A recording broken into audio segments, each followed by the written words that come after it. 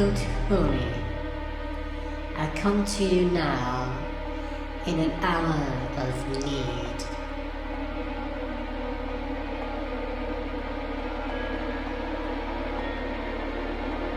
You must return to Venice.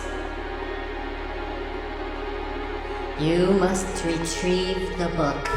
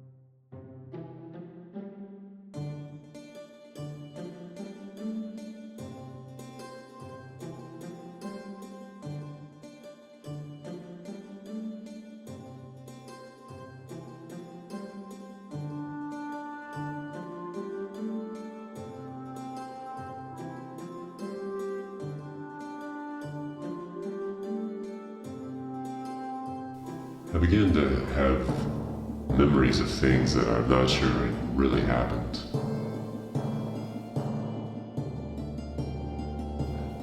There was just a bunch of random events that seemed to be related. For example, I kept running into this strange man.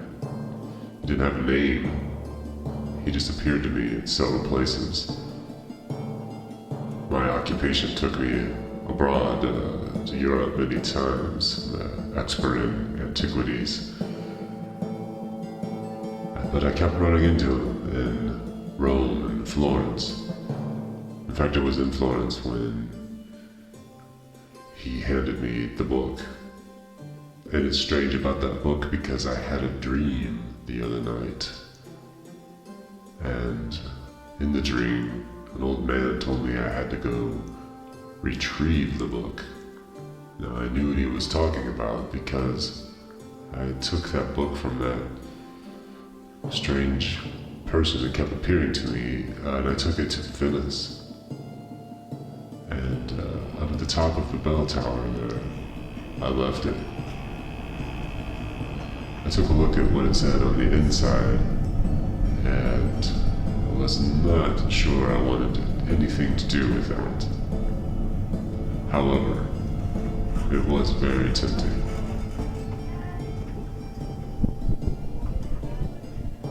But again, this all happened before I was hospitalized. So, I can't be certain about the details.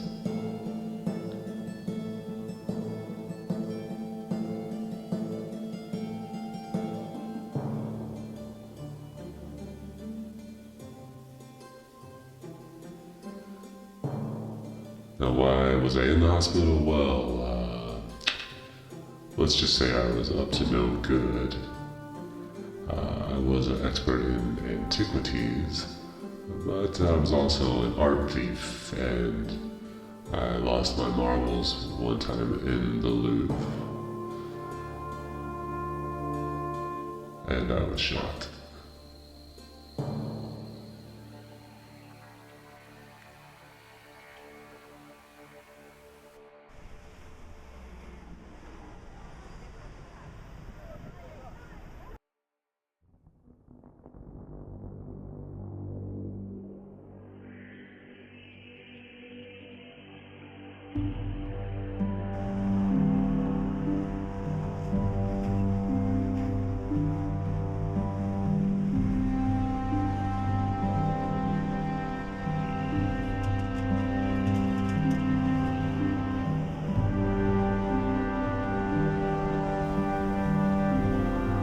That all happened long ago, and as I said, can no longer be certain that some of the things even happened at all. I mean, I'm not even sure if some of my memories are my memories, if that makes any sense.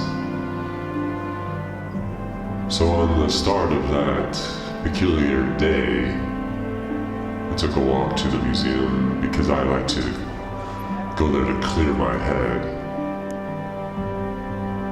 And sometimes it would inspire me or spark a flame, a new idea or something. As I said, I was in somewhat of recovery. There was no danger of me stealing any artifacts or anything like that. However, I was not prepared for what happened later in the day.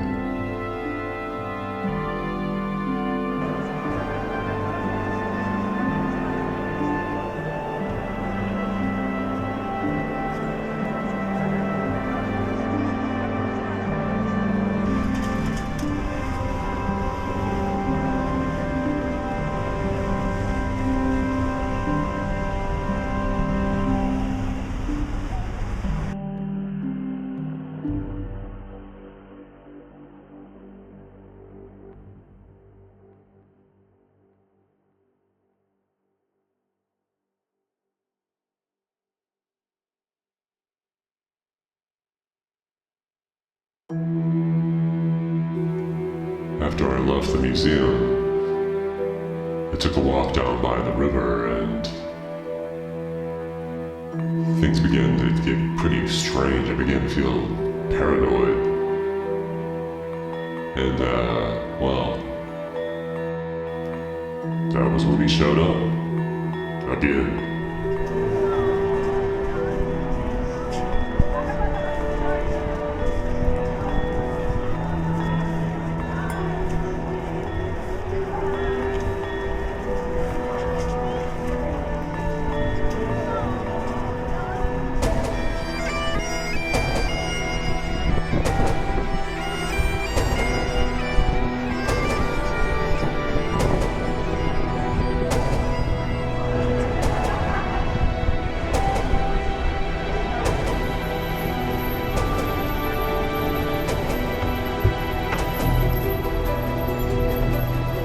I first spotted him on the tube. I kept an eye on him on the ride back to my stop. It was definitely him.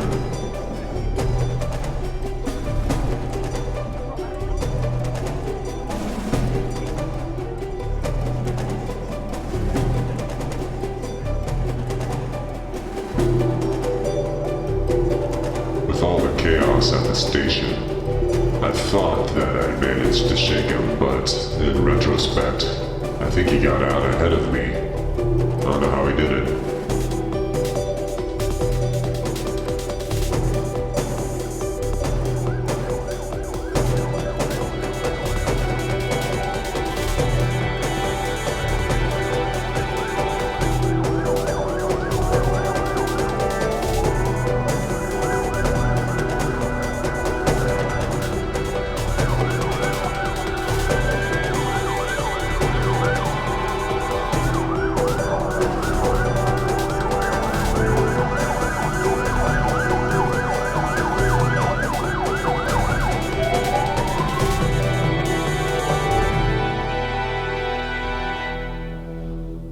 So believe me when I tell you that, although I did expect to see him again, I did not expect to see him again waiting for me inside my room.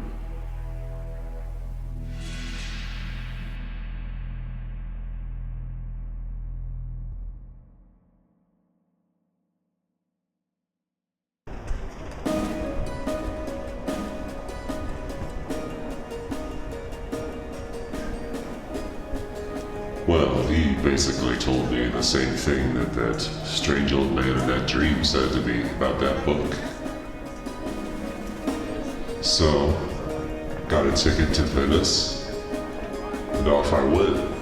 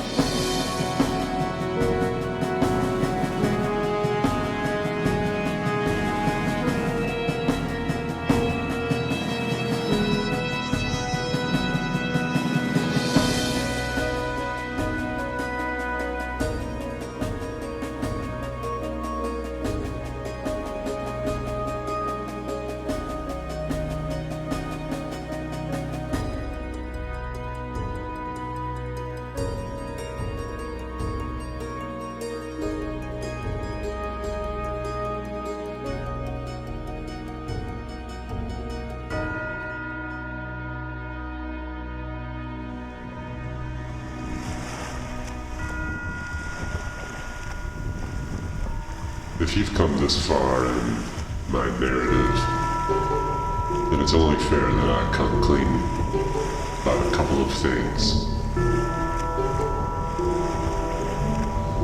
That imaginary man I kept seeing was actually part of an ancient secret society known as the Pythagoreans. That's right, the Pythagoreans. And I have been chosen to carry on their secrets, some of which are unimaginable for mere mortals.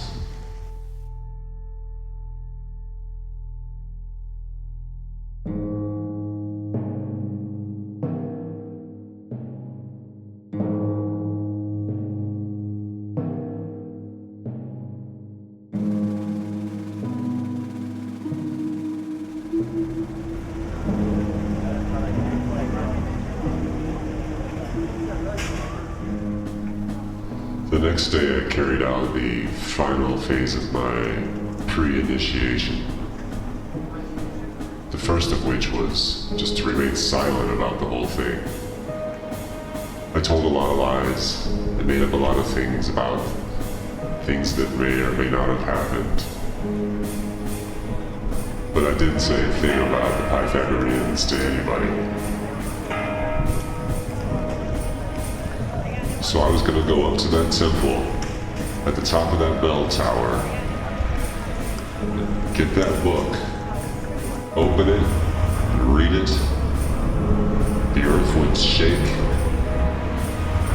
and my trials would begin.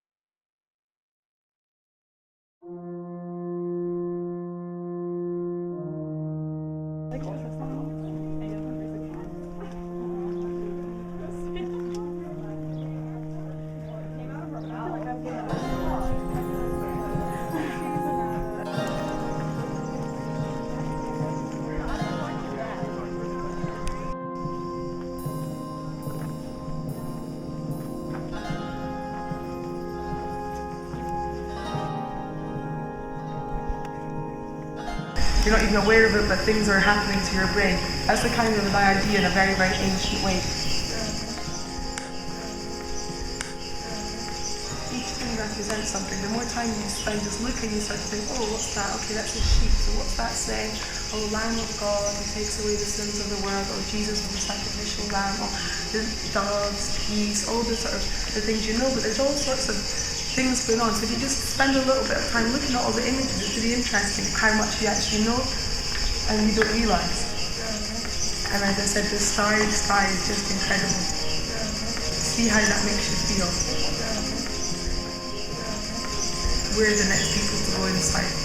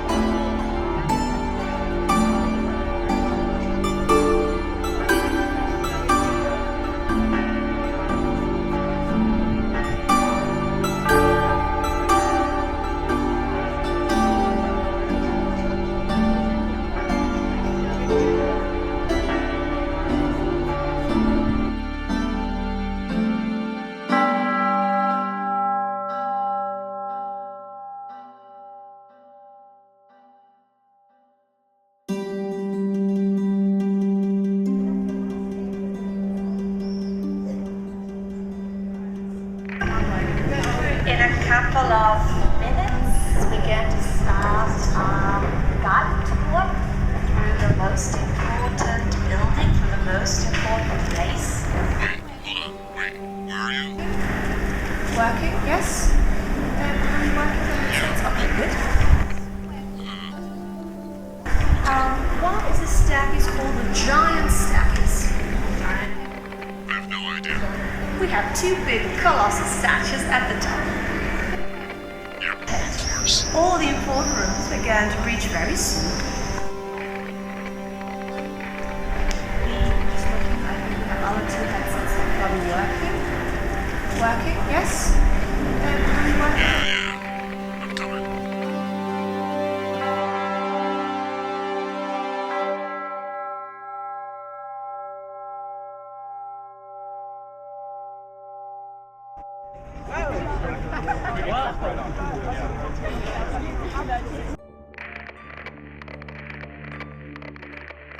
Oh, it's another level.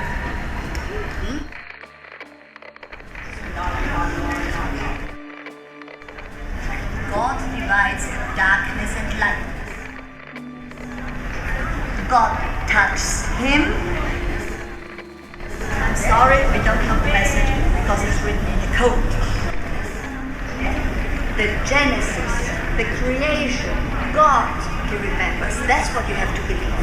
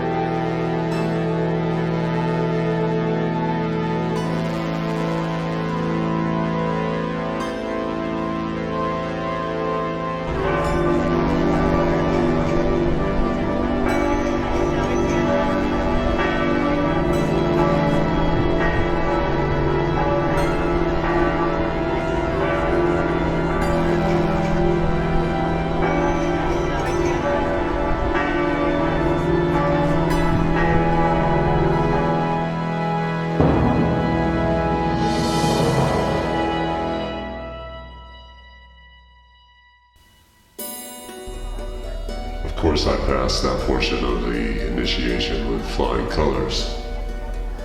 It turns out these sorts of things come quite naturally to me. And there was one more thing that I was to do. I was to break myself in two.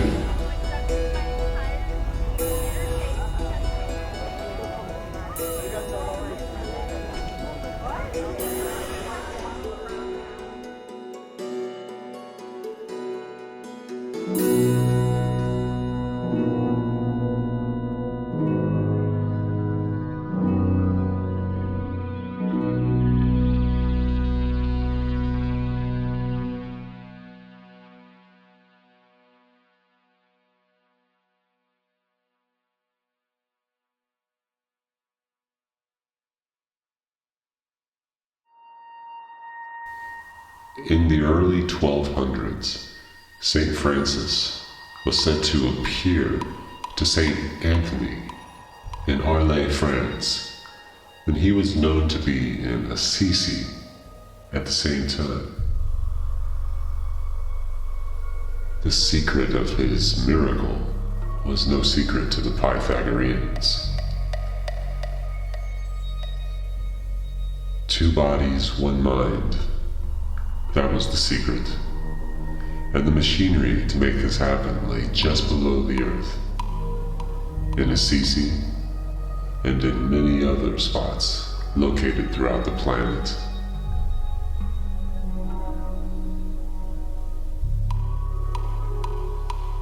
Using teleportation, another secret I had learned from the Pythagoreans, I was to return the book as the final part of my initiation. I was to return the book in two places at once. The two places where I had seen the imaginary man all those years ago. Rome and Florence.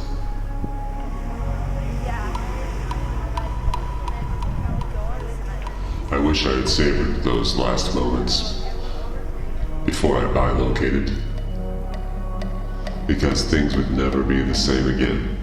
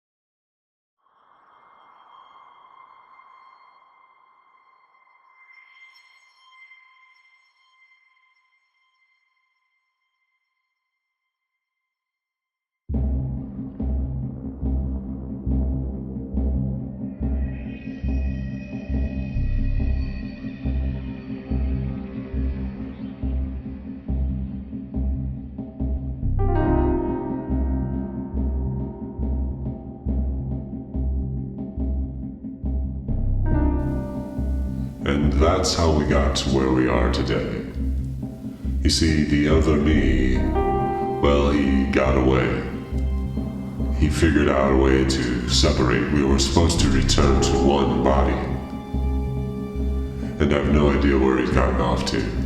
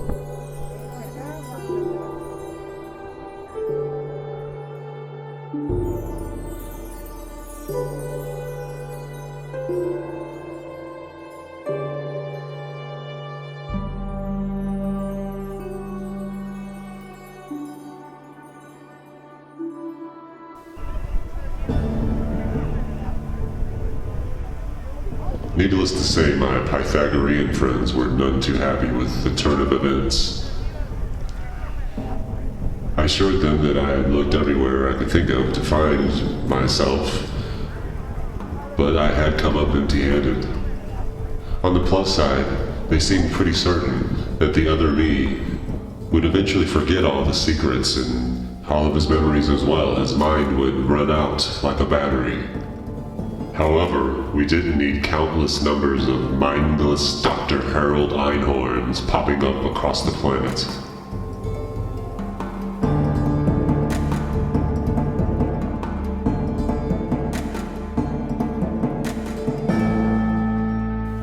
It was time to call in reinforcements. It was time to call on some of my old friends from my art thieving days.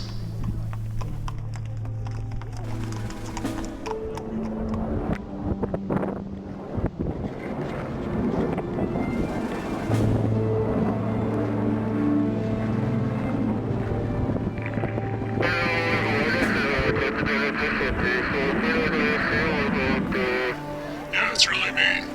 Yeah, it's really good to talk to you again, too. Oh, I thought you forgot about that.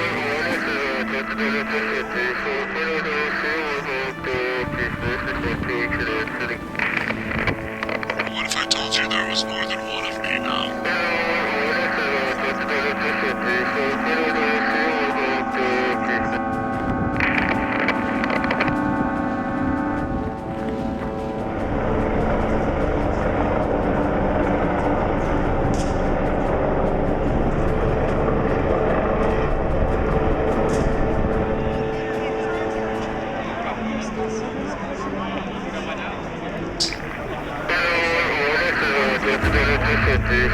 That's what I like to hear. Thanks for your help, buddy.